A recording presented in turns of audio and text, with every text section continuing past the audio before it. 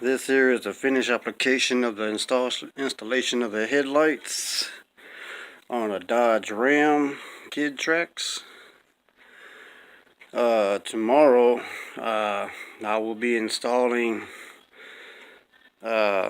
these type for the fog lamps. These here, and the lower part of the bumper right there, east side. So can't wait to really get done with this project. They'll be on to the tail lights next. Lights are nice and bright.